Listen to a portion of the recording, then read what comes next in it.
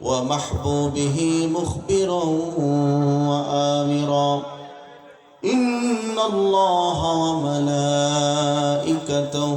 يصلون على النبي يا أيها الذين آمنوا صلوا عليه وسلموا تسليما صلى الله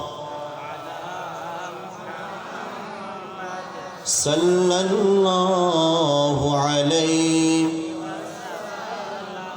صلى الله على محمد صلى الله volume কি এই পর্যন্ত না আরো আছে? আছে। নবীর প্রেম অল্প না বেশি? তো নবীর প্রেমের আওয়াজ কি আমরা একটু আল্লাহর কাছে পৌঁছাইতে চাই কি চাই না? এই গভীর রজনীতে আমার নবীর উপরে দরুদ পড়ে আমরা আমাদের দরুদ মদিনায় পৌঁছায় দিতে চাই, ঠিক না? সকলে জোরে সোরে মহব্বতের আওয়াজে পড়ুন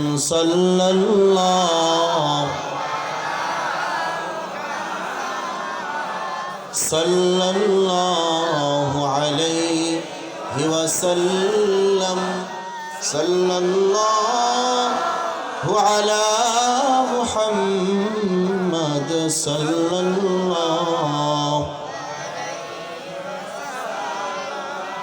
नहीं दो जहां में मिसाले मुहम्मद नहीं दो जहां में मिसाले मुहम्मद जमाले खुदा है कमाले मुहम्मद सल्लल्लाहु अलैहि मुहम्मद सल्लल्लाहु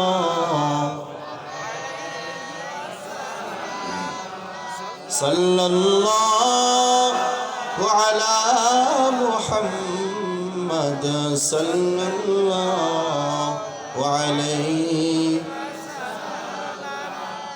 दिके दिके हाशी लोके लोके खुशी सब पुलोके দোলে রে চলছে নবী মিরাজে এই ফুরতির দোলা জাগে চাঁদ সিতারায় জাগিছে দুলোকে ভুলোকে সাজিয়াছে জান্নাত গাহে হুর মালায় দরুদ হর সেই ফুলকে গাহে দরুদ হর সেই ফুলকে ডাকে বাড়ি তালা মাহবুবে আলা এসো গো মোর দরবারে চলছে নবী মিরাজে চলছে নবী মিরাজে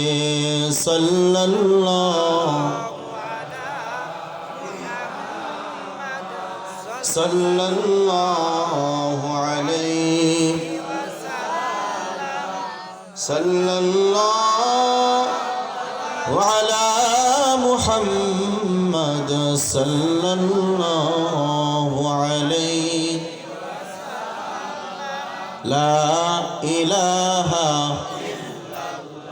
जोरे ला इलाहा ला इलाहा इल्लल्लाह ला যার দিলে আসরে আল্লাহর ভয় আল্লাহ আল্লাহ সব সময় আহার নিদ্রা ভালো লাগে না আহার নিদ্রা ভালো লাগে না মুখে শুধু এক আল্লাহ লা ইলাহা ইল্লাল্লাহ জোরে লা لا إله إلا الله لا إله إلا الله محمد رسول الله صلى الله عليه وسلم গিরাগাঁও মরাপুকুর জামি মসজিদ ও যুব সমাজের উদ্যোগে এক বিশাল ওয়াজ ও দোয়ার মাহফিল। আজকের উপস্থিত রয়েছেন অত্র মাহফিলের সম্মানিত সভাপতি জনাব মোহাম্মদ কলিমউদ্দিন সাহেব, বিশিষ্ট সমাজসেবক ও সাবেক সভাপতি অত্র জামি মসজিদ। আমার আগে আলোচনা করেছেন আপনাদের এলাকার কৃতি সন্তান আটোয়ারী উপজেলা মডেল মসজিদের সম্মানিত খতিব, বিশিষ্ট ইসলামী চিন্তাবিদ জনাব হজরত মাওলানা মোহাম্মদ আইনুল ইসলাম সালেহী সাহেব।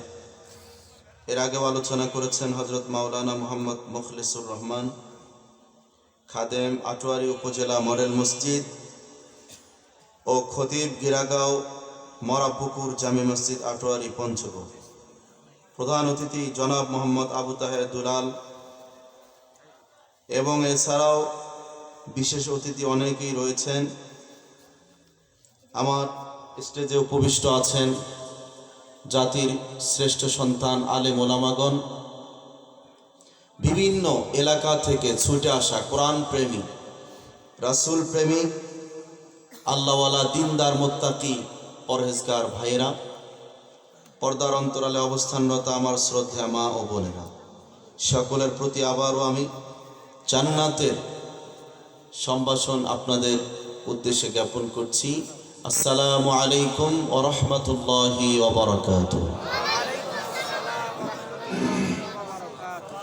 আপনারা সকলে কেমন আছেন? ভালো রাখার মালিক কে? আজকে আমাদেরকে এই রজনীতে বাছাই করে এনে জান্নাতের মাহফিলে কে বসিয়েছেন? সেই আল্লাহর প্রশংসা করার দরকার আছে না নাই? অল্প না বেশি? কত বেশি? সকলেই জোরে সোরে সেই আল্লাহর দরবারে শরীরের সমস্ত শক্তিটুকু উজাড় করে, আকাশ বাতাস প্রকম্পিত করে, জবান খুলে আমার আল্লাহ পাকের দরবারে শুকরিয়া আদায় করছি। পড়ুন আলহামদুলিল্লাহ। লাখো কোটি দরুদ ও সালাম, তার চেয়েও অনেক অনেক বেশি বিশ্ব সভার সভাপতি, সরওয়ারে কায়নাত, ইমামুন নবিয়্যিন ওয়াল মুরসালিন, সাইয়্যিদুল কাওনাইন ওয়াস সাকলাইন, নবিয়ুনা ওয়া হাবিবুনা ওয়া শাফিউনা মুহাম্মাদুর রাসূলুল্লাহ সাল্লাল্লাহু আলাইহি ওয়াসাল্লামের উপর এই মাসটি হচ্ছে রজব মাস। আল্লাহর হাবিব সাল্লাল্লাহু আলাইহি সাল্লাম এই মাসে আল্লাহ পাকের দরবারে গিয়েছিলেন, যেটাকে আমরা বলি মেরাজ। আর এই মেরাজের মাধ্যমে আল্লাহ রাব্বুল আলামিন তার হাবিবকে এত বেশি সম্মান দিয়েছেন, অন্যান্য সমস্ত নবী রাসূলগণের উপরে অনেক অনেক উপরে মর্যাদা দিয়েছেন মেরাজের মাধ্যমে। সুবহানাল্লাহ। আমরা খুশি না বেজা? খুশি। আল্লাহর নবীর মুজিজা কত, কোন সংখ্যা আমি পাই নাই, পেয়েছি ইমাম নববী রহমতুল্লাহ আলাইহি, উনি বলেছেন 1200-র মতো। ইমাম বাইহাকি রহমতুল্লাহ আলাইহি বলেছেন 1000। তবে আকসার ওলামা, অধিকাংশ ওলামা বলেছেন আল্লাহর নবীর মুজিজা এত বেশি, ওনার সমস্ত কথা এবং কাজ, উনি যা করেছেন, যা বলেছেন, সব কিছু মুজিজার অন্তর্ভুক্ত। সুবহানাল্লাহ। অন্যান্য নবীগণের নির্দিষ্ট মুজিজা ছিল। মুসা আলাইহিস সালামকে আল্লাহ 9টি মুজিজা দিয়েছেন। কয়টি? 9টি। আল্লাহ উল্লেখ করেছেন ওয়ালাকাদ আতাইনা মুসা 9 আয়াতিন বাইয়িনাত, 9টা দিয়েছেন। অন্যান্য নবীগণকে কাউকে 2টি, কাউকে 1টি, এভাবে মুজিজা দিয়েছেন। আর অন্যান্য নবীগণের ভিতরে যা মুজিজা ছিল, সমস্ত মুজিজা আমার আপনার নবী মুহাম্মদুর রাসূলুল্লাহ সাল্লাল্লাহু আলাইহি ওয়াসাল্লাম একাই সব মুজিজা ওনাকে দিয়েছেন। সুবহানাল্লাহ। ইউসুফ আলাইহিস সালামের চেহারা কেমন ছিল? ওনার চেহারা এত স্মার্ট লুক ছিল, ওনার এত অ্যাট্রাকটিভ লুক ছিল যে ওনার দিকে কেউ তাকালে আর চোখ ফেরাইতে পারতো না। তাকাইয়া আমরা তো একজনের দেখাই আবার চোখ নিচে নামাই, ঠিক কি না? আর ওনার দিকে তাকাইলে মানে চোখ নিচে নামাবে এই সুযোগও পাইতো না, যে এত চমৎকার চেহারা দিয়া আল্লাহ ওনাকে সৃষ্টি করেছেন। এটা ওনার মুজিজা ছিল। কিন্তু ওনার চাইতো আমার নবীর চেহারা আরো বেশি সুন্দর ছিল। এত আস্তে? আবু হুরায়রা রাদিয়াল্লাহু আনহু বলেন, আন আবি হুরায়রা রাদিয়াল্লাহু তাআলা আনহু, মা রাআইতু শাইআন আহসানা মিন রাসূলিল্লাহি সাল্লাল্লাহু আলাইহি ওয়াসাল্লাম কান্না শামসা তাজরি ফি ওয়াজহিহি, রাওয়াহু তিরমিজি। তিনি বলেন, আমার দুই চোখ আল্লাহর নবীর চেহারার চাইতে অধিক সুন্দর কোন জিনিস আমার দুই চোখ পৃথিবীতে দেখে নাই। যেন আসমানের সূর্যটা তার চেহারার মধ্যে জ্বলজ্বল করে জ্বলতেই থাকে। ভাইরা আমার, অন্যান্য নবীগণের যা ছিল সব আমার নবীর মধ্যে সব ছিল, সব। হযরতে ঈসা আলাইহিস সালাতু ওয়াস সালাম, উনি কোন কবরস্থানের সামনে গিয়া সেই কবরবাসী যদি 1000 বছর আগেও মারা গিয়ে থাকে, উনি সামনে যাইয়া বলতেন, কুম বিইذনিল্লাহ, আল্লাহর হুকুমে তুমি দাঁড়ায়া যাও। শুধু বলতেন, সঙ্গে সঙ্গে সেই কবরবাসী উঠে দাঁড়িয়ে তাকে সালাম দিত। সুবহানাল্লাহ, এটা ওনার মুজিজা। তাহলে আমার নবী কি মরা মানুষ চিন্তা করতে পারতেন না? অবশ্যই। আল্লাহু আকবার। উনি শুধু মরা মানুষ না, জাবের রাদিয়াল্লাহু তাআলা আনহুর দুই মৃত ছেলেকে জীবিত করে উনি প্রমাণ করে দিয়েছেন। আল্লাহ তাআলা সেই ক্ষমতাও ওনাকে দিয়েছেন। সমস্ত নবীগণের আলাদা আলাদা মুজিজা, সব মুজিজা আমার নবীর ভিতরে কে দিয়েছেন? আল্লাহ। মুসা আলাইহিস সালাম বললেন, আয় আল্লাহ, রব্বি আরিনি আনজুর ইলাইক, আমি আপনাকে দেখতে চাই, আপনি কেমন? আল্লাহ বলে, এটা কেমন পাগলামি, আমারে কেমনে দেখবা, আমার তো দেখা যায় না। উনি বলতেছেন, আমার বানি ইসরাইল ভালো না, ওরা বলতেছে আল্লাহরে কি আপনি দেখছেন, আপনি নিজেই দেখেন নাই, আবার আমরা কেমনে দেখবো? মানে ওনাকে, উনি তো নবী, বলছে আপনিই তো দেখেন নাই, তা আমরা কেমনে দেখবো? আপনি আগে দেখে আসেন যান। বলতেছে, আল্লাহ আমি আপনাকে দেখতে চাই। আল্লাহ বললেন, ক্বালা লান তারানি, কখনো কখনো আমাকে দেখতে পারবে না, ইট ইজ ইম্পসিবল, অসম্ভব, দেখতে পারবা না। আল্লাহকে কি দুনিয়া বসে দেখা যাবে? মুসা আলাইহিস সালাম নাফরবান্দা, তারপরেও দেখতে চান। আল্লাহ বললেন, তুর পর্বতে আসো।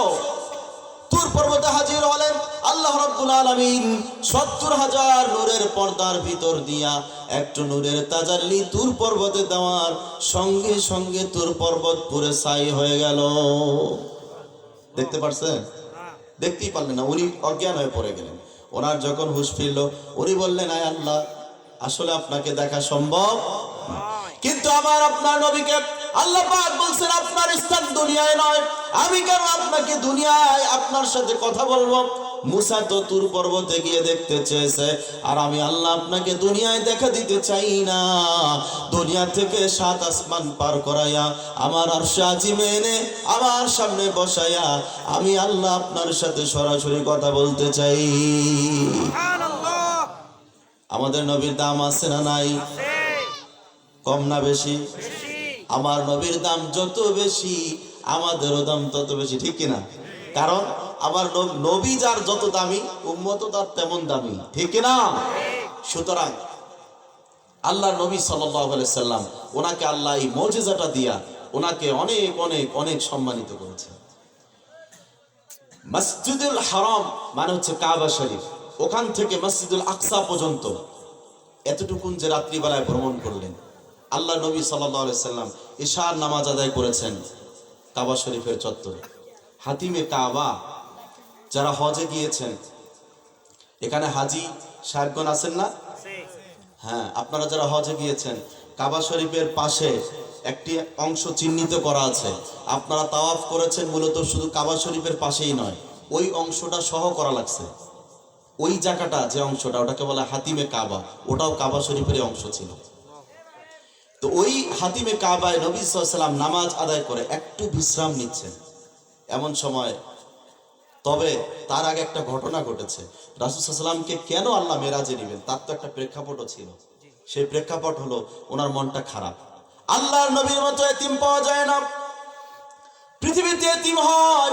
অনেকে 10 বছর বয়সে বাবাকে হারায় কিন্তু মা থাকে, অনেকের মাকে হারায় বাবা থাকে, বাবা প্রয়োজনে আরেকটা বিবাহ করে কিন্তু সৎ মা থাকে, দাদা থাকে, দাদি থাকে, কোনো একটা আশ্রয় মানুষগুলোর থাকে, ঠিক কিনা বলেন?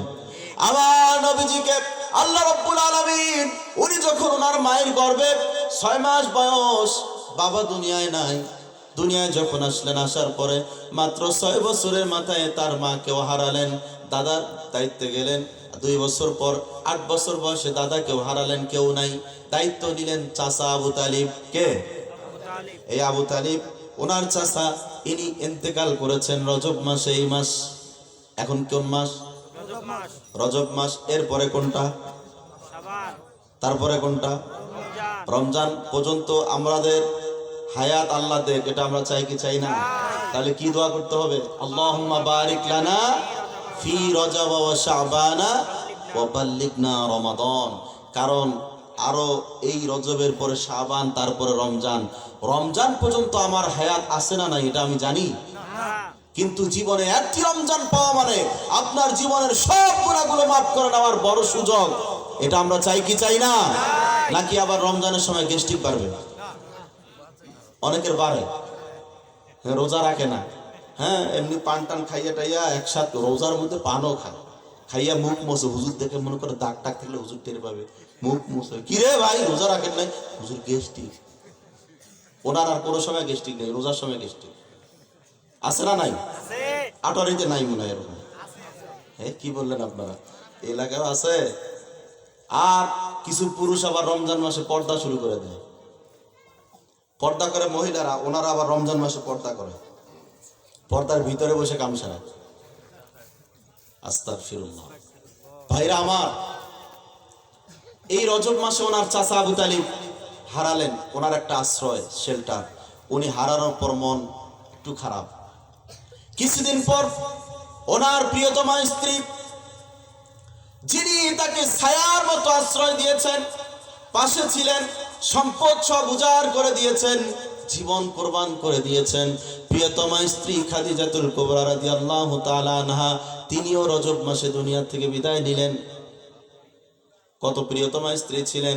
রাত্রিবেলায় যখন দিনের দাওয়াত দিয়ে যখন আসতেন, রাতের বেলা এসে ডাক দিতেন খাদিজা, সঙ্গে সঙ্গে জবাব দিতেন লাব্বাইকা ওয়া সাদাইকা ইয়া রাসূলুল্লাহ। আল্লাহু আকবার।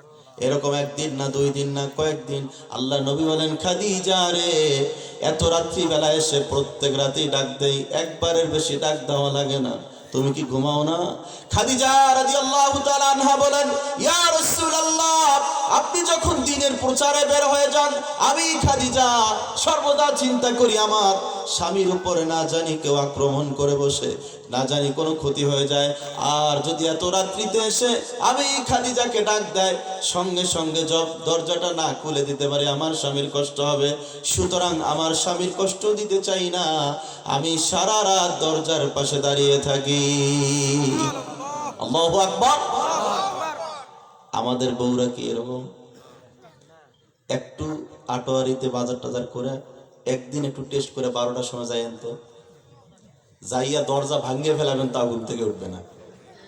প্রয়োজনে আরো বেশি করে কম্বল মোড়া দিয়ে থাকবে, দরজা ভাঙুক।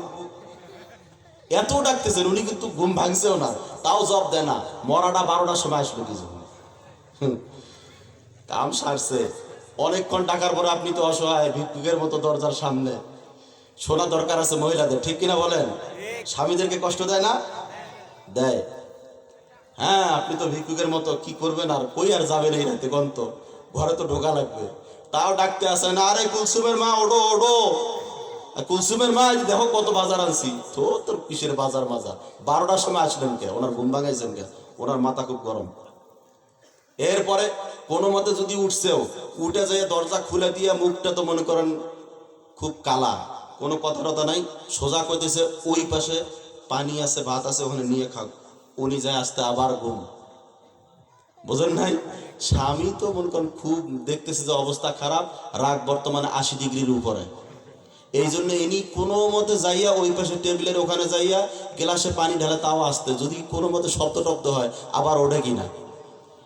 বর্তমান উল্টা হয়েছে, আগে বউ ভয় পাইতো, এখন স্বামী ভয় পায়। কারণ এখন প্রধানমন্ত্রী তো ওনারা, ঠিক কিনা? ঘটনা তো উল্টা দিকে ঘটতেছে। ভাইরা আমার, খুব বিপদে আছি আমরা। মহিলাদের ওয়াজ করা দরকার আছে না নাই? খাদিজা রাদিয়াল্লাহু তাআলা আনহা, তিনি তার স্বামীর জন্য সারা রাত দাঁড়িয়েছিলেন। আমাদের মহিলারাও কিন্তু যদি বলেন যে জান্নাতে যাবা, ওনারা 2 হাত তুলে বসে থাকে, কিন্তু স্বামীর জন্য কষ্ট স্বীকার করতে রাজি নেই।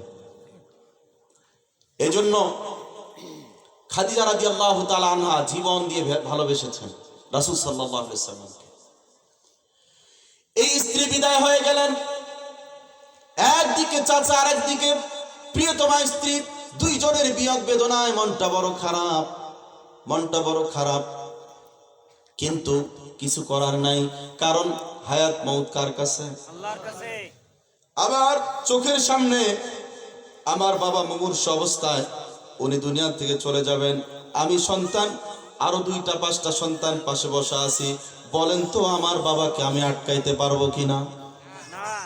না। আপনারা একটু চেষ্টা করে দেখেন যে 10-12 জন একদম পাহারা দিয়ে আছে, কোন ফাঁক দিয়ে আজরাইল আসে দেখি, পারবেন আটকাইতে? সুযোগ আছে? সুযোগ নাই। উনিও আসলে ভালোভাবে বোঝেন যে আমার আল্লাহর সিদ্ধান্ত আমাকে মানতেই হবে, কিন্তু মনটা একটু খারাপ যে চাচা একদিকে অভিভাবক আর একদিকে স্ত্রী প্রিয়তমা, উনিও নাই, দুইজনই নাই। এখন একটু মানুষ তো, ওনারও তো একটা মনের ব্যাপার, এই জন্য আল্লাহকে তো কিছু বলেন না, কিন্তু মনে মনে একটু মলিন বসে আছে। মানে ঈশার নামাজ পড়ে আর বাসায়ও যান নাই, ওখানেই উনি শুয়ে একটু বিশ্রাম নিচ্ছেন। আল্লাহ রাব্বুল আলামিন বলেন তো আমার নবীর মনের অবস্থা বোঝেন কিনা? আর আমার নবী হচ্ছে মুস্তাজাবুদ দাওয়াত, ওনাকে কিছু বলার প্রয়োজন হয় না মুখ দিয়া, শুধু মনে মনে কল্পনা করলেও সেটাও আমার আল্লাহ পাক বুঝতে পারেন। হিজরতের 16-17 মাস পরে মসজিদুল কিবলাতাইন, ওখানে এসে উনি নামাজ পড়ছেন আর মনে মনে ভাবছেন, আকাশের দিকে তাকাচ্ছেন আর মনে মনে ভাবছেন, আল্লাহ আমার যদি কেবলাটা পরিবর্তন হইয়া বাইতুল মুকাদ্দাস থেকে ফিরাইয়া আল্লাহ যদি কেবলা শরীফ বাইতুল্লাহর দিকে করে দিত বড় ভালো হতো। মুখ দিয়ে বলেন নাই, কিন্তু শুধু অন্তর দিয়ে কল্পনা করেছেন। قد نرى تقلب وجهك في السماء فلنولينك قبلة ترضاها فول وجهك شطر المسجد الحرام। আমার আল্লাহ বললেন, হাবিব আমার, বারবার আপনি আকাশের দিকে তাকাচ্ছেন, আমি বুঝতে পেরেছি। আপনাকে বলতে হবে না, আপনাকে আর বলতে হবে না, আমি আল্লাহ বুঝতে পেরেছি। আপনার মনের কল্পনা অনুযায়ী আমি আল্লাহ আপনার কিবলাটাকে বাইতুল মুকাদ্দাস থেকে ফিরাইয়া বাইতুল্লাহর দিকে করে দিলাম। আমার নবীর মনের অবস্থা আল্লাহ বোঝেন কিনা? এই জন্য আল্লাহ চাইলেন এমন কিছু একটা দেব যেন আমার বন্ধু খুশি হয়ে যায়। সেটা কি? সেটা হলো আমার পাশে এনে আমার বন্ধুকে সামনে বসাইয়া কথা বলবো। আমার বন্ধুকে দেব, দুনিয়ায় দেওয়া যাবে না। আমার বন্ধুকে আমি আমার কাছে নিয়ে আসব, যেটা কোন নবী রাসূলগণের ভাগ্যে জোটে নাই। সেই জিনিসটা আমার বন্ধুকে দিয়া আমি প্রমাণ করে দেব আমার বন্ধুকে আমি কত ভালোবাসি। সুবহানাল্লাহ বলে, আরো জোরে সুবহানাল্লাহ বলে। লাভ না লস? লাভ। কত লাভ? লাভে লাভ। একবার বলতেছে লাভে লাভ। হাদিস শরীফে আছে আন মালিক আল-আশআরী রাদিয়াল্লাহু তাআলা আনহু, মুসলিম শরীফের হাদিস 422 নম্বর। عن مالك الأشعري رضي الله تعالى عنه قال قال رسول الله صلى الله عليه وسلم وسبحان الله والحمد لله تملأان أو تملأ ما بين السماوات والأرض। এইবার আমি অনুবাদটা করে দেব, কিন্তু সুবহানাল্লাহ একটু জোরে বলতে রাজি আছেন না নাই? আল্লাহর হাবিব বলেন, কেউ যদি একবার সুবহানাল্লাহ বলে, আরেকবার আলহামদুলিল্লাহ বলে, একবার সুবহানাল্লাহ আলহামদুলিল্লাহ বললে আসমান এবং জমিনের মধ্যে যতটুকুন ফাঁকা জায়গা আছে সমস্ত ফাঁকা জায়গাটুকুন আল্লাহ পাক ওই বান্দা বান্দির আমলনামায় সব দ্বারা পরিপূর্ণ করে দেন। সব না দেওয়া পর্যন্ত সুবহানাল্লাহ বলবেন না নাকি? ভাইরা আমার, আল্লাহর হাবিব সাল্লাল্লাহু আলাইহি সাল্লাম বাইতুল হারাম থেকে মসজিদ আকসা পর্যন্ত গেলেন। এতটুকুন ছিল ইসরা, রাত্রিকালীন ভ্রমণ। এই নামে একটা সূরাই আছে, সূরাতুল ইসরা। এটাকে সূরা বানী ইসরাঈল বলে, 15 পারা। তা আল্লাহর হাবিব সাল্লাল্লাহু আলাইহি সাল্লাম বাইতুল মুকাদ্দাসে গেলেন। যাওয়ার পর উনি গিয়ে দেখেন, ভিতরে প্রবেশ করে দেখেন মুসা আলাইহিস সালাম নামাজ আদায় করছেন। আরেক পাশে তাকায় দেখেন ঈসা আলাইহিস সালাম, উনিও নামাজ আদায় করছেন। আরেক দিকে তাকায় দেখেন অসংখ্য নবী রাসূলগণ যারা পূর্বে ছিলেন সকলেই হাজির হয়ে গেছে। সুবহানাল্লাহ। যেদিকে তাকান ওদিকেই দেখেন নবী রাসূলগণ, যেদিকে তাকান ওদিকেই নবী রাসূলগণ। আল্লাহর হাবিব বলেন, জিবরাইল ব্যাপার কি? এটা কি? জিবরাইল আলাইহিস সালাম বলেন, ইয়া রাসূলুল্লাহ, আজকে আপনার পূর্বে যত নবী রাসূলগণ দুনিয়ায় এসেছিলেন সমস্ত নবী রাসূলগণ বাইতুল মুকাদ্দাসে হাজির হয়ে গেছে। এই জন্য হয়েছে সমস্ত নবী রাসূলগণকে আজকে মুক্তাদি বানায়া আপনি ইমাম হয়ে নামাজ আদায় করবেন। আল্লাহ পাক চান সমস্ত নবী রাসূলগণের ইমাম আপনাকে বানায় দিবেন। এই জন্য আমার নবীর উপাধি হলো ইমামুল ইমামুল মুরসালিন। মুরসালিন মানে হচ্ছে প্রেরিত নবী রাসূলগণের ইমাম হচ্ছেন আমার নবী। সুবহানাল্লাহ। এখন প্রশ্ন হলো, যেই লোকগুলো বাইতুল মুকাদ্দাসে গিয়ে নামাজ আদায় করেছেন, যে নবী রাসূলগণ, ওনারা জীবিত না মৃত? কথা কয় না। এটা হচ্ছে আকীদার বিষয়। হাদিসটা সহিহ হাদিস, নামাজ আদায় করছেন এটাও সহিহ। এখন বলেন, বাইতুল মুকাদ্দাসে যারা নামাজ আদায় করলেন, মৃত মানুষ কি নামাজ আদায় করে? তো ওনারা যে নাম হাদিসে আছে এইভাবে, আল্লাহর নবী বলেন, আমি বাইতুল মুকাদ্দাসে প্রবেশ করলাম, করে আমি তাকায় দেখি মুসা আলাইহিস সালাম নামাজ আদায় করছেন। তো নামাজ আদায় করেন কি মরা মানুষ? তাহলে উনি কি জিন্দা? কোন নবী রাসূলগণ, আমাদের আকীদা হচ্ছে আমাদের নবী কি হায়াতুন নবী, কোন সন্দেহ আছে? কিন্তু তথাকথিত বাংলাদেশে একদল মানুষ যারা বলে আমার নবী দুনিয়ায় নাই, মরে গেছে, পচে গেছে, মাটির সাথে মিশে গেছে, ওই রওজাকেও তারা ভেঙে দিতে চায়। এরা হচ্ছে আমার নবীর প্রকাশ্য দুশমন, ঠিক কিনা? আমার নবী কি মরা নবী না হায়াতুন নবী? কোন সন্দেহ আছে? আল্লাহর হাবিব বলেন, আল আম্বিয়া ওয়া আহইয়াউন ফি কুবুরিহিম ইউসাল্লুন। সমস্ত নবী রাসূলগণ তাদের কবরে জীবিত আছেন এবং তারা কবরে বসে বসে নামাজ আদায় করছেন। আরেক হাদিস আল্লাহর হাবিব বলেন, ইন্নাল্লাহা হাররামা আলাল আরদি আন তাকুলা আজসাদাল আম্বিয়া। আল্লাহ রাব্বুল আলামিন এই জমিনকে হারাম করে দিয়েছেন। শুধুমাত্র আমাদের নবী নয়, কোন নবী রাসূলগণের দেহ মাটি ভক্ষণ করতে পারবে না। হারাম করে দিয়েছেন মাটির উপরে। ভাইরা আমার, আমাদের নবী নাকি মরে গেছে, পচে গেছে। নাউজুবিল্লাহ। এই আকীদা পোষণ করা যাবে? হাদিস শরীফ নবীজি বলেছেন, মিশকাত শরীফে আছে, মা মিন আবদিন মুসলিমিন ইউসাল্লিমু আলাইয়া ইল্লা রাদ্দাল্লাহু রূহি ফারুদ্দু আলাইহিস সালাম। আমার কোন মুসলিম উম্মত যে কোনো প্রান্ত থেকে এই আটোয়ারিতে বসেও যদি আমার নবীজিকে সালাম দেন, আমার নবীজি রওজা শরীফ থেকে আপনার সালামের জবাব দিয়ে দিবেন। এই জন্য আমরা নবীকে সালাম দেই, ঠিক কিনা? এতো অনেকের অ্যালার্জি আছে, আবার নবীকে সালাম দিই এটা ওনাদের বাজে। আরে আমার নবীকে সালাম দিই সেটা তো হাদিস দ্বারা প্রমাণিত, ঠিক কিনা বলেন? ভাইরা আমার, নবীজি সাল্লাল্লাহু আলাইহি সাল্লাম বাইতুল মুকাদ্দাস থেকে রওনা হলেন উপরের দিকে। কোন দিকে? উপরে মানে কি? আসমানের দিকে। আসমানের দিকে। এখন প্রশ্ন হলো, আধুনিক বিজ্ঞান প্রশ্ন করতেছে, মডার্ন সায়েন্স প্রশ্ন করতেছে যে কিভাবে সম্ভব, আমরা এত রকেট বানাইছি, এত গতির রকেট, আমরা প্রোটেক্টেড পোশাক পরে তারপরে আমরা যাই, আপনাদের নবী ভাবে কোনো পোশাক ছাড়া, কোনো বাহন ছাড়া কিভাবে 7 আকাশ পার হয়ে গেলেন? এগুলো সব মিথ্যা, বানোয়াট। নাউজুবিল্লাহ বলেন। মানে ওনারা বিজ্ঞান দিয়ে প্রমাণ করতে চাচ্ছে, কিন্তু আমার আল্লাহ তাআলা যা চান সেটা করে দেখান। এখানে কি বিজ্ঞান দিয়ে প্রমাণ করা সম্ভব হবে? সালেহ আলাইহিস সালাতু ওয়াস সালাম একজন নবী, ওনার দোয়ার কারণে আল্লাহ তাআলা পাথর থেকে একটা উটনি বের করেছিলেন। কি থেকে? আসেন আমি আরেকটা উদাহরণ দিই। হযরত মুসা আলাইহিস সালাম, ওনার কাছে বনি ইসরাইলের দল এসে বললেন, হুজুর আমাদের পানির সমস্যা, পানি নাই, আপনি যদি একটু কিছু করে দেন আমরা যেন পানি পান করতে পারি। হযরত মুসা আলাইহিস সালাম, ওনার মুজিজা 9টা, তার মধ্যে একটা ছিল লাঠি। কি ছিল? লাঠি। وَإِذِ اسْتَسْقَى مُوسَى لِقَوْمِهِ فَقُلْنَا اضْرِبْ بِعَصَاكَ الْحَجَرَ فَانفَجَرَتْ مِنْهُ 12 عَيْنًا। আল্লাহু আকবার। ওনার কাছে যখন চাইলেন, হযরত মুসা আলাইহিস সালাম ওনার লাঠি দ্বারা পাথরে আঘাত করলেন, সঙ্গে সঙ্গে পাথরের 12টা সাইড দিয়া 12টা পানির ফোয়ারা বের হয়ে গেল। সুবহানাল্লাহ। আরো জোরে। এখন বলেন, পাথরে যত আঘাত করেন আপনি পাথর ফাটায় দেখেন এক ফোঁটা পানি আছে নাকি? আছে? তো পাথর থেকে পানি বের হলো কেমনে? এটা আমার বিজ্ঞান দিয়ে প্রমাণ করে দেন। আমার আল্লাহ যা করে এটা কি বিজ্ঞান দিয়ে প্রমাণ করা সম্ভব? বিজ্ঞান হচ্ছে, science can not prove them because science is one of creation of our almighty Allah. ঠিক না?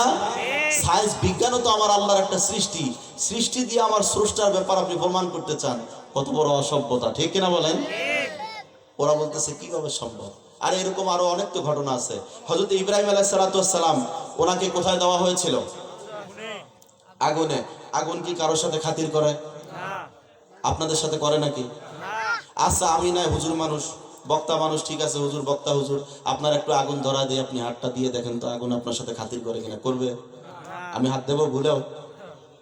কারণ আগুন কারোর সাথে খাতির করে না। কিন্তু আল্লাহ যখন হুকুম দেন তখন আগুনের ক্ষমতা নাই কারো পশম পোড়া। ইব্রাহিম আলাইহিস সালাম কি আগুনে, তাও কি আগুন জানেন? এত বড় আগুনের কুণ্ডলী, উপর দিয়ে পাখি চলে যাইতে পারে নাই, পাখিগুলো ভুনা হয়ে নিচে পড়ে গেছে পুড়ে।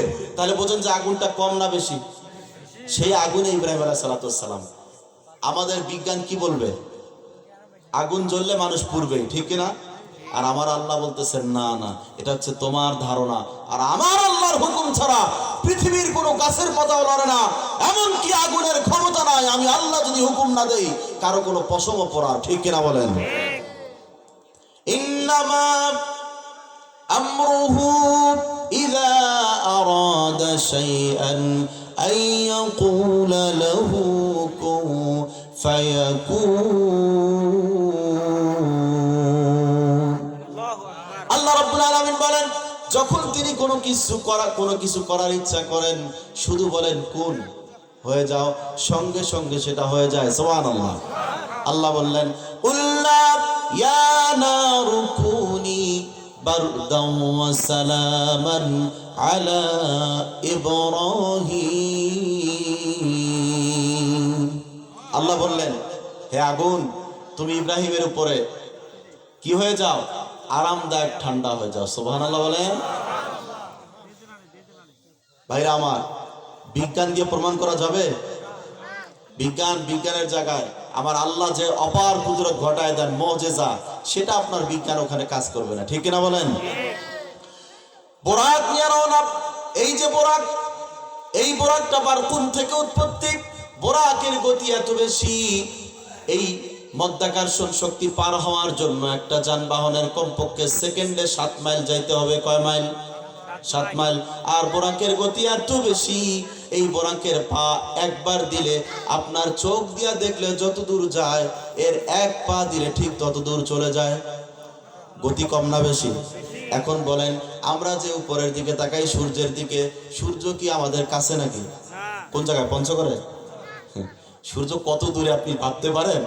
সূর্য হলো, সূর্যকে কেন্দ্র করে সৌরজগৎ অনেক উপরে। আমরা একটা গ্রহের মধ্যে আছি, পৃথিবী নামক গ্রহে। এরকম অসংখ্য গ্রহ সূর্যকে কেন্দ্র করে, আর আমরা এখানে বসে সূর্যকে দেখি। তা আমাদের দৃষ্টিসীমা কম না বেশি? আর বোরাকের গতি হলো এক দৃষ্টিসীমার শেষ সীমায়। সুতরাং এখানে কোনো প্রশ্ন করা যাবে? আচ্ছা, ওটা বাদ, কোনো যানবাহনেরই দরকার নাই। আমার আল্লাহ যদি চান কাউকে আসমানে নিতে, ওনার যানবাহন লাগবে নাকি? আচ্ছা বলেন, ঈসা আলাইহিস সালাম, ওনাকে দুনিয়ার এই খ্রিস্টানরা ওরা ক্রুশবিদ্ধ করেছিল। ওরা মনে করেছে ঈসা আলাইহিস সালাম শেষ। কিন্তু আল্লাহ বললেন, এটা তোমাদের ধারণা, আমি আমার ঈসাকে আমার দ্বিতীয় আসমানে উঠায় নিলাম। বলেন তো ঈসা আলাইহিস সালাম কোন যানবাহনে গেছেন? কিছু লাগবে নাকি? আবার আল্লাহ যখন উঠান, আদম এবং হাওয়া আলাইহিস সালাম ওনারা জান্নাতে ছিলেন না? তারপরে কোথায় আসছেন? জমিনে। কি দিয়ে আসছিলেন? কিছু কোনো যানবাহন ছিল? তা আমার আল্লাহ যদি চান উপরে উড়াইতে আর নামাইতে যানবাহন লাগবে কেন? তোমার বিজ্ঞান কিসের বিজ্ঞান আর কিসের কি? আমার আল্লাহর হুকুম যখন হয় কোনো কিছু সেখানে কাজে আসে না। আমার আল্লাহ বলেন কোন, সঙ্গে সঙ্গে সেটা হয়ে যায়। আল্লাহু আকবার। ভাইরা আমার, আল্লাহর হাবিব সাল্লাল্লাহু আলাইহি সাল্লাম গেলেন প্রথম আসমানে, আদম আলাইহিস সালামের সাথে দেখা। সেখানে কথা হলো। আদম আলাইহিস সালাম প্রথম আসমানে আছেন, জীবিত না মৃত? কথা হচ্ছে, কিন্তু হাদিস কিন্তু বুখারী শরীফের। যারা যারা বলে যে নবীগণ মৃত, আমার নবীও মৃত, তারা বুখারী শরীফকে খুব গুরুত্ব দেয়। তাদের হাদিস দিয়ে আমি বলছি যে আদম আলাইহিস সালাম যদি মৃত হবেন তো প্রথম আসমানে কথা বললেন কেমনে ওনার সাথে?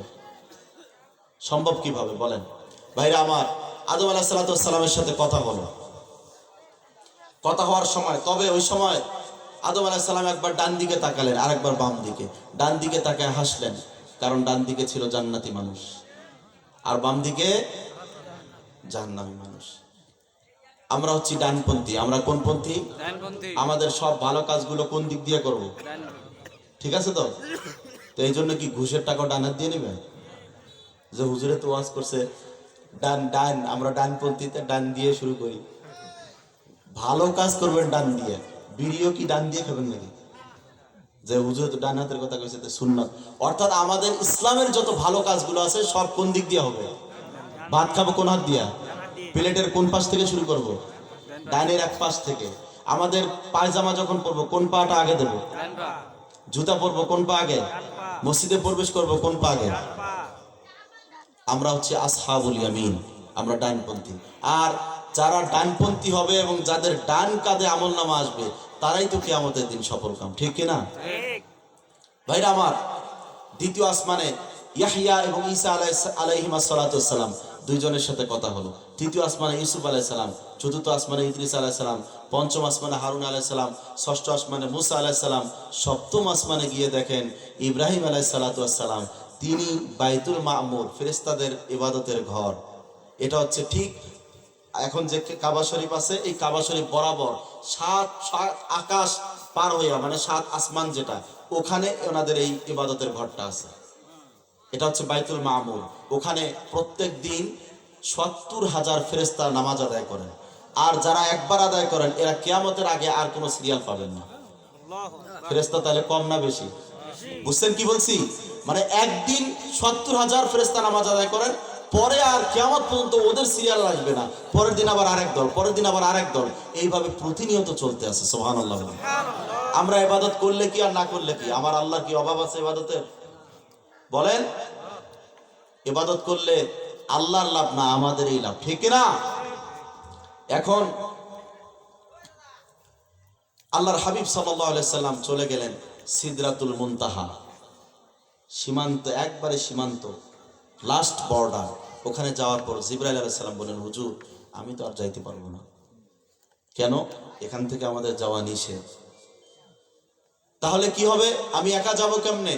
জিবরাইল আলাইহিস সালাম বললেন, যেই আল্লাহ আপনাকে দুনিয়া থেকে এই আসমানের এই সপ্তাকাশ পার করায়া এই জায়গা পর্যন্ত এনেছেন, সেই আল্লাহ আপনাকে তার কাছে নিয়ে নেবেন।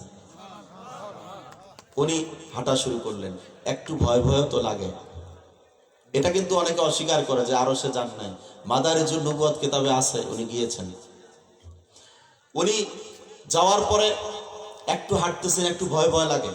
ওই সময় হযরতে বেলাল রাদিয়াল্লাহু তাআলা আনহুর পায়ের আওয়াজ শুনতে পেলেন। সুবহানাল্লাহ বলেন। ওনার চেহারা কি ভালো ছিল? কেমন ছিল? কালো। কিন্তু কালো অনেক সময় ভালো হয়, ঠিক না? আল্লাহর কাছে আপনার কি পেশা সেটা আল্লাহর কাছে কোনো ব্যাপার নয়। আপনি কোটিপতি, তাও আল্লাহর কাছে কোনো দাম নাই। আপনি কোটিপতি কিন্তু ৫ ওয়াক্ত নামাজ পড়েন না, আপনার কোনো দাম আল্লাহর কাছে নাই। একজন রিকশা চালক অথবা একজন কৃষক ৫ ওয়াক্ত নামাজ কোনোদিন ছাড়ে না। খোদার কসম, ওই কোটিপতির চাইতে আমার আল্লাহর কাছে ওই গরিব লোকটার দাম অনেক বেশি। আমি বলতেছি না, কোরআন বলতেছে।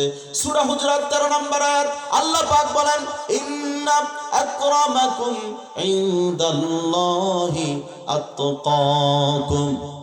তোমাদের মধ্যে আল্লাহর কাছে ওই ব্যক্তির সম্মান বেশি যে তোমাদের মধ্যে বেশি তাকওয়াবান। তাকওয়া যার বেশি, সম্মান তার বেশি। কে কালো আর কে ধলা, কে কোটিপতি, কে নেতা আর কে কি, এগুলো দেখার টাইম নাই। আল্লাহর কাছে সম্মান পাওয়া যাবে যদি তাকওয়া থাকে, ঠিক না ভাইরা আমার? নবীজি মেরাজ থেকে এসে বেলালকে বললেন, বেলাল কি এমন আমল করো তুমি যে আমি আরো সে তোমার পায়ের আওয়াজ শুনতে পেলাম? বেলাল রাদিয়াল্লাহু তাআলা আনহু বললেন, ইয়া রাসূলুল্লাহ, আমার এমন কোন আমল নাই যার কারণে আল্লাহ আমাকে এত সম্মান দিবেন।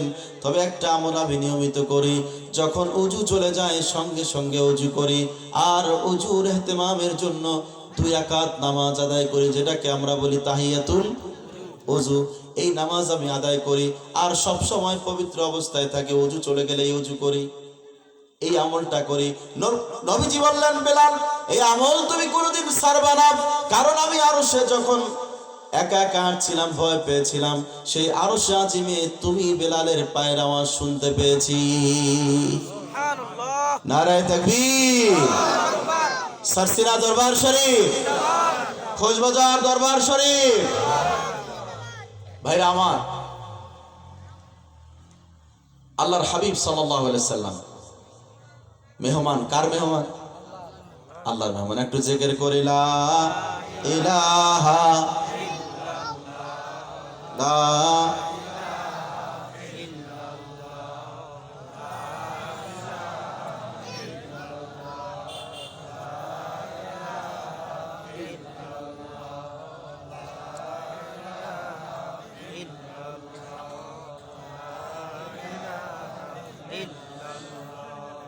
পাখির গানে গানে হাওয়ার তানে তানে ওই নামেরই সুর শোনা যায়, হলে পাগল পারা। লা ইলাহা, জোরে লা ইলাহা ইল্লাল্লাহ, লা ইলাহা ইল্লাল্লাহ মুহাম্মাদুর রাসূলুল্লাহ সাল্লাল্লাহু আলাইহি ওয়াসাল্লাম। আল্লাহর হাবিব সাল্লাল্লাহু আলাইহি সাল্লাম আল্লাহর সামনে হাজির। দুইজনের ভিতরে কথা। তবে এখানে একটি প্রশ্ন, কেউ কেউ বলেছেন আল্লাহকে দেখেছেন, সরাসরি দেখেছেন। আব্দুল্লাহ ইবনে আব্বাস রাদিয়াল্লাহু তাআলা আনহু বলেছেন আল্লাহকে দেখেছেন। আবার কেউ কেউ বলেন দেখেন নাই। ওই আমরা বিতর্কে যাব না। তবে আল্লাহর সামনে যে গিয়েছেন, দুইজনের কথাবার্তা হয়েছে, এটা হাদিস দ্বারা প্রমাণিত, কোনো সন্দেহ নাই। আল্লাহর সাথে কথা হলো। উনি যখন রিটার্ন করবেন, আল্লাহ বললেন, হাবিব আমার, যেহেতু আপনি আমার কাছে আসছেন, আমি আপনাকে আপনার উম্মতের জন্য উপহার দিতে চাই। উপহার হলো 50 ওয়াক্ত নামাজ। নবীজি বলেন, ফুরিদাত আলাইয়া ফি লাইলাতিল মিরাজ 50 সালাতান, আমার উপরে মিরাজের রজনীতে 50 ওয়াক্ত নামাজ ফরজ করা হয়েছে। কত? 50 ওয়াক্ত। এখন বলেন, 50 ওয়াক্ত নামাজ যদি ফরজ করা হতো, এই আটোয়ারের ভিতরে ইমাম মুয়াজ্জিনের চাকরি কেউ করতো কিনা? আপনারা বলতেছেন না, ঠিক কিনা বলেন? আসলে তো করতাম না, আমিও করতাম না। 50 ওয়াক্ত নামাজ কোন সময় পড়াবো আর কোন সময় ওযু করবো, ঠিক কিনা? এই তো কাম সারা। 50 ওয়াক্ত নামাজ দিলেন। নবীজি যেহেতু আল্লাহ দিয়েছেন, কিছু বলা যাবে? উনি আস্তে রিটার্ন করলেন, কিছু বললেন না, খুশি। আল্লাহ যা দিয়েছেন আলহামদুলিল্লাহ। মুসা আলাইহিস সালাম 6ষ্ঠ আসমানে, উনি কয় দাঁড়ান, যাইতেছেন? কয় আল্লাহ কিছু দিয়েছে? দিয়েছে। তো কি? 50 ওয়াক্ত নামাজ। 50 ওয়াক্ত? আমার উম্মতের মাত্র 3 ওয়াক্ত। আমি এত চেষ্টা করছি, 3 ওয়াক্তই পড়াইতে পারিনি। আপনার উম্মতেরা 50 ওয়াক্ত পড়বে, জান কমায় নিয়ে আসেন, একটা মুসল্লিও পাবেন না। কথা ঠিক না বেটি? 50 ওয়াক্ত মুসল্লি পাওয়া যায় তো সহজে? আরে এখন কয় ওয়াক্ত দিনে? 5 ওয়াক্ত পড়েন। হ্যাঁ, এই যে 2-1 জনে বলে পড়ায়, বাকি কিন্তু ম্যাক্সিমাম কিন্তু সাউন্ড কমে গেছে, সাউন্ড কমে গেছে। আর শীতকাল, অনেকে আবার কয় হুজুর ফজর রক্ত কি একটু কমে টমে দেওয়া যাবে? মানে 5 ওয়াক্ত থেকে 1 ওয়াক্ত যদি কমানো যায়, তাহলে 4 ওয়াক্ত পড়বে। আমার এক রিলেটিভ পুলিশের এসআই ছিল, উনি কইতো যে এইরকম মনে করেন ফজর, জোহর, আসর, মাগরিব এইভাবে আলাদা আলাদা টাইমে না পড়ে সকালের মধ্যে 5 ওয়াক্ত পড়ে নেওয়া যাবে না একসাথে? বাবা রে বাবা, কোন ডিসকাউন্ট চায় তারা, বুঝি না কিছু। নামাজ কি নামাজের নির্দিষ্ট ওয়াক্ত আছে না? ওয়াক্তর আগে কি নামাজ পড়া যাবে? সূরা নিসা 103 নম্বর আয়াত, আল্লাহ পাক বলেন, ইন্নাস সালাতা কানাত আলাল মুমিনিনা কিতাবাম মাওকুতা। নামাজের যখন ওয়াক্ত তখনই পড়তে হবে, ঠিক না? আগে পড়া যাবে? আগে আজান দেওয়া যাবে? আজান ওয়াক্তর আগে অনেক মুয়াজ্জিন সময় সময় দেখার টাইম নাই, যাইয়া মসজিদে ঢুকে আল্লাহু আকবার শুরু। আপনি ঘড়ির দিকে তাকায় দেখবেন ওয়াক্তর দিকে নাই, এখনো 5 মিনিট বাকি আছে, উনি দেওয়া শুরু করছে। এটা কোনো কথা হলো? ওয়াক্তের আগে কি আজান দেওয়া যাবে? ওয়াক্তের আগে নামাজ পড়া যাবে? যদি আজান দেন তাহলে কি হবে? ওয়াক্তের পরে আবার আজান দিতে হবে, ওই আজান বাতিল। দলিল কি? দলিল হচ্ছে আবু দাউদ শরীফের 520 নম্বর হাদিস, আন ইবনে ওমর রাদিয়াল্লাহু তাআলা আনহু আন্না বিলালান আযানা ক্বাবলা তুলুইল ফাজর। উনি একদিন ফজরের সময় হওয়ার আগে আজান দিয়ে ফেলছিলেন, সময় হওয়ার আগে। তখন নবীজি আমারাহুন নবী সাল্লাল্লাহু আলাইহি সাল্লাম আইয়ারজিআ, নবীজি তাকে আদেশ করলেন দ্বিতীয়বার আবার আজান দাও। যখন ওয়াক্ত হয়েছে তখন বলেন আবার আজান দাও। তাহলে আগের আজান কি বাতিল? তাহলে ওয়াক্ত হওয়ার আগে যদি আজান দেয় কেউ, যদি নামাজ পড়ে, বাতিল। পড়া যাবে? তাহলে নামাজ কি 5 ওয়াক্ত না 4 ওয়াক্ত? নাকি শীতকালের জন্য 4 ওয়াক্ত? ভাইরা আমার, নবী সাল্লাল্লাহু আলাইহি সাল্লাম যখন মুসা আলাইহিস সালামের কাছে শুনলেন, আল্লাহর কাছে চলে গেলেন।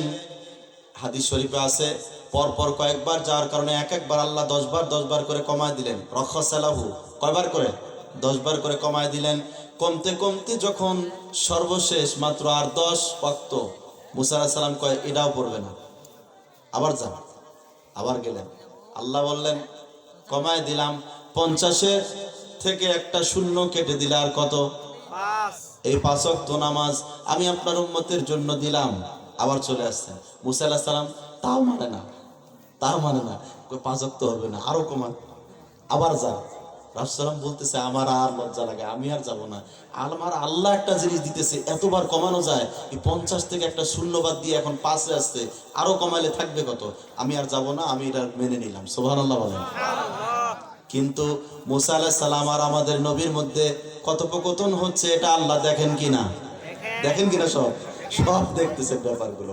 আল্লাহ পাক জানাই দিলেন, হাবিব আমার, আমি যেহেতু আমার কথার কোনো চেঞ্জ নাই, লা তাবদীলা লিকালিমাতিল্লাহ, আমার কথার কোনো পরিবর্তন নাই, কোনো চেঞ্জ নাই, সুতরাং আপনার উম্মতদেরকে জানাই দিবেন, তারা যদি কষ্ট করে 5 ওয়াক্ত নামাজ ঠিকভাবে আদায় করে, আমি আল্লাহ তাদের আমলনামায় 50 ওয়াক্ত নামাজের সমান সওয়াব দিয়ে দেব।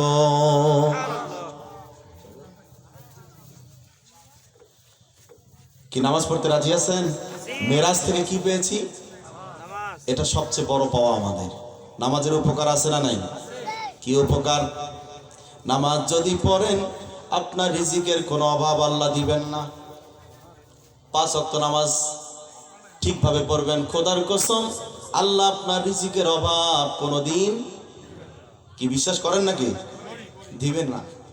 হযরতে খাজা মঈনুদ্দিন চিশতি রহমাতুল্লাহ আলাইহি উনি নামাজ আদায় করছেন, বসে বসে তাসবিহ পাঠ করছেন। ওনার জীবনী পড়লাম, ওনার খাদেম এসে বলছেন, হুজুর আজকে বাজার করব, কোনো টাকা পয়সা নাই, একটা ব্যবস্থা করে দেন। হযরতে খাজা মঈনুদ্দিন চিশতি রহমাতুল্লাহ আলাইহি জায়নামাজের নিচে হাত দিয়া এভাবে মুঠ করে খাদেমের হাতে দিয়ে দিলেন। খাদেম নিলেন, নেওয়ার পরে বাজারে চলে গেলেন।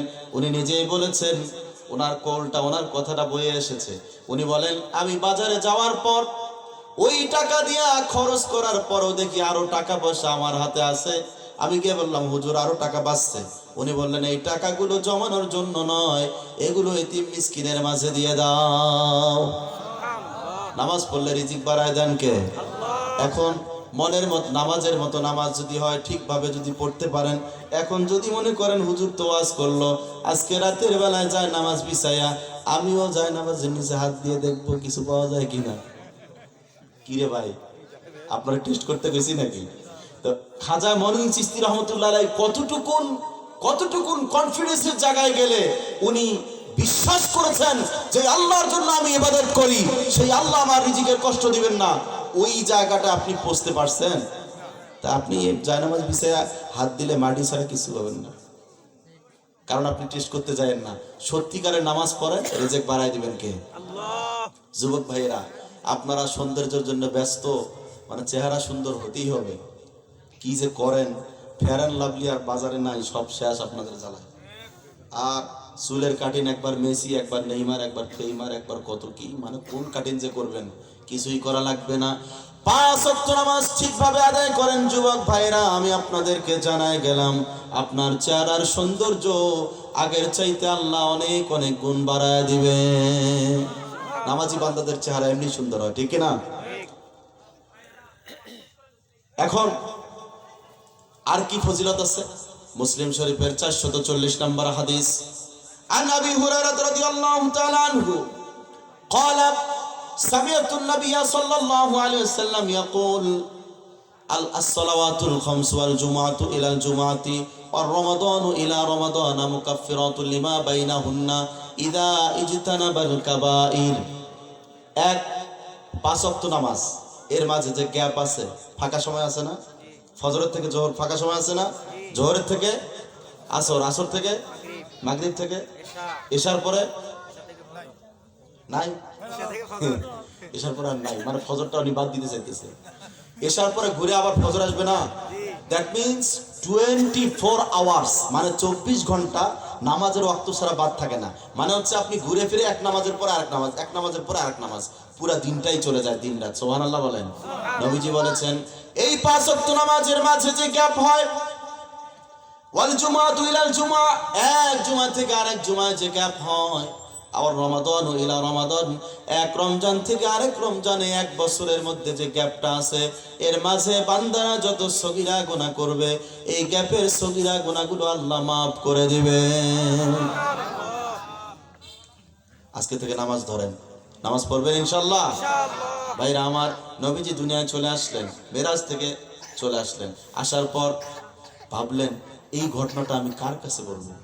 যার কাছে বলবো সেই তো অবিশ্বাস করবে, কারণ কাফের মুশরিকরা তো আমার দেখতে পারে না, ওরা তো আমার শত্রু, কবে যে আবার কোন নতুন ঘটনা নিয়ে আসলো, এটা তো আশ্চর্যজনক ঘটনা। এই জন্য তো আল্লাহ সুবহান শব্দটা ব্যবহার করেছেন। আমরা আশ্চর্যজনক কোনো ঘটনা শুনলে কি বলি? সেখানে আল্লাহ নিজেই বলতেছেন সুবহানাল্লাযী, আল্লাহ নিজে বলতেছেন। ঘটনাটা কত আশ্চর্যজনক, মানুষের কল্পনার বাইরে, ঠিক কিনা? এই জন্য তিনি ভাবলেন এই ঘটনাটা আমি কার কাছে বলবো? ঘটনা যে ঘটেছে এটা তো সত্য, কিন্তু বিশ্বাস তো করতে চাইবে না। এই জন্য মনে মনে ভাবলেন আমার সবচাইতে পাশের সাথী, কাছের সাথী, যাকে আমি সব সময় পাই, আবু বকর সিদ্দিক, ওর কাছেই আমি আমার ঘটনাটা আগে বলি। বলেন আবু বকর এদিকে আসো, তোমার কাছে আমি আজকে এমন একটা ঘটনা বলবো খুব আশ্চর্যজনক, তুমি কি বিশ্বাস করো কিনা? আবু বকর সিদ্দিক রাদিয়াল্লাহু তাআলা আনহু বললেন, ইয়া রাসূলুল্লাহ, আমার কাছে বলার কোনো প্রয়োজন নাই, আপনি বলতেছেন একটা আশ্চর্যজনক ঘটনা ঘটেছে, আমার শোনারও দরকার নাই। আমি আবু বকর স্বীকার করে নিলাম আপনার সাথে যা ঘটেছে তা সত্য ঘটেছে। সুবহানাল্লাহ। তখন আগেই বলতেছে, তারপর বলছেন হুজুর কি হয়েছে বলেন তো। নবীজি বললেন, আবু বকর, আজকে রাতের মধ্যে আল্লাহ আমাকে বাইতুল্লাহ থেকে বাইতুল মুকাদ্দাস, সেখান থেকে 7 আকাশ পার করাইয়া ওনার সামনে নিয়ে আমার সাথে সরাসরি কথা বলেছেন।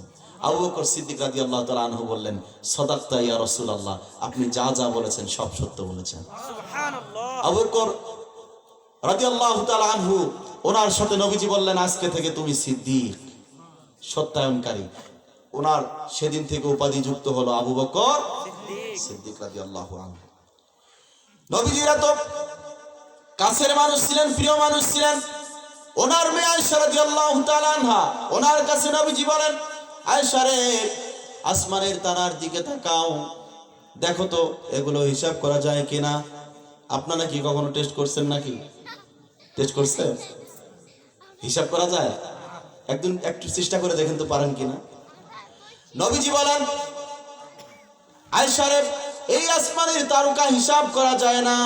আমার উম্মতের ভিতরে এমন একজন ব্যক্তি আছে যার আমলনামার পরিমাণ এই আসমানের তারার চাইতেও বেশি। আয়েশা রাদিয়াল্লাহু তাআলা আনহা মনে করছেন কার কথা আর কবে, আমার বাবা ছাড়া, কারণ আমার বাবাই তো রাসূল সাল্লাল্লাহু আলাইহি ওয়াসাল্লামের সবচাইতে প্রিয়তম সাহাবী এবং কাছের লোক, বেস্ট কম্পানিয়ন অফ মুহাম্মদ সাল্লাল্লাহু আলাইহি ওয়াসাল্লাম আবু বকর সিদ্দিক রাদিয়াল্লাহু তাআলা আনহু সবচাইতে কাছে এবং পাশে ছিলেন।